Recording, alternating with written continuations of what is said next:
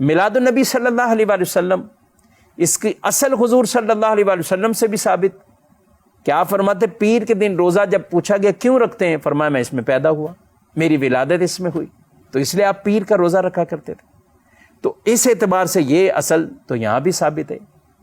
آپ صلی اللہ علیہ وسلم کا ذکر خیر کیا جاتا ہے، سنا جاتا ہے، یہ حدیثوں سے ثابت ہے. نبی کریم علیہ السلام نے خود اپنا شرف بھی بیان کیا. اللہ نے جو آپ کو نوازا وہ چیزیں بھی آپ نے صحابہ کے سامنے رکھی، اپنے شرف نسب کو بھی آپ نے بیان فرمایا، اور صحابہ کرام علیہ مردوان بھی حضور صلی اللہ علیہ وسلم کی شان بیان کرتے. تو اصل تو موجود ہے. اب اسی کے اوپر زمانے کی تبدیلیوں کے ساتھ ساتھ جہاں اتنے لوازمات اور تبدیل ہوتے گئے تو ظاہر ہے ہر خوشی بھی اس زمانے کے معیار کے مطابق کی جاتی ہے. کسی ملک کا اپنا سالانہ جشن ہو تو پورے ملک کو سجایا جاتا ہے، یا خاص عمارتوں کو سجایا جاتا ہے، سجاوٹ کی جاتی ہے. کیا وجہ؟ کیونکہ اسی چیز سے آج کل خوشی کا اظہار ہوتا ہے.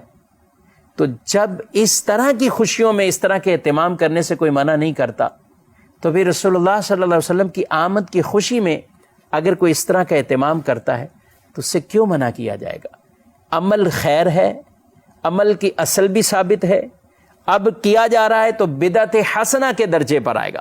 اب بدعت حسنہ کے یعنی یہ ایسا کام نہیں جو خلاف شریعت ہو، یہ ایسا کام نہیں جو کسی سنت کے خلاف ہو، یہ ایسا کام نہیں جو کسی حدیث کے خلاف ہو، تو اس لیے بدعت حسنہ کے درجے میں آئے گا.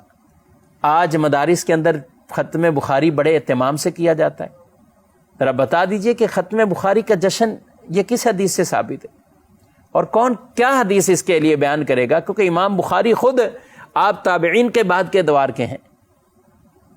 تو جب ایک کتاب کے اختتام پر آپ اتنے جشن کا اہتمام کرتے ہیں اور کوئی اسے منع بھی نہیں کرتا، کہتے ہیں کہ اچھا عمل ہو رہا ہے، اس سے لوگوں کو نیکی کی طرف ترغیب مل رہی، تو اگر میلاد کے نام پر کوئی اس کا اہتمام کرتا ہے، میلاد النبی صلی اللہ علیہ وسلم کے لیے چراغاں کرتا ہے، تو اس کو بھی بدعت سیئہ کہہ کے ختم ہرگز نہیں کیا جا سکتا، بلکہ وہ بھی محمود اور مستحسن کام ہے اور بدعت حسنہ کی کیٹیگری کے اندر آئے گا.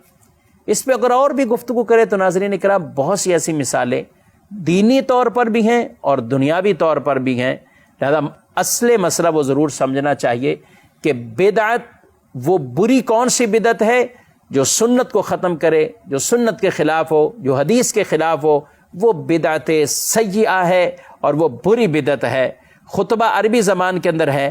اب آج بھی عربی زبان میں جمعۃ المبارک کو خطبہ ہوتا ہے.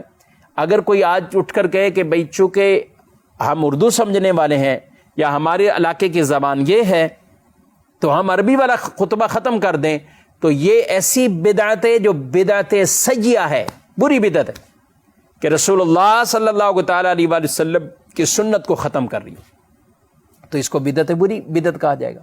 اسی طرح اور بھی کئی ایسی جو بری بدعتوں کی کیٹیگری میں آئے گا، لیکن جو بدعت حسنہ ہے اس کا جواز بالکل حدیث کے اندر اس طور پر بیان کیا گیا، اور صحابہ کے عمل سے بھی ظاہر ہے اور بعد والے اسلاف کے عملوں سے بھی یہ بات ظاہر ہے.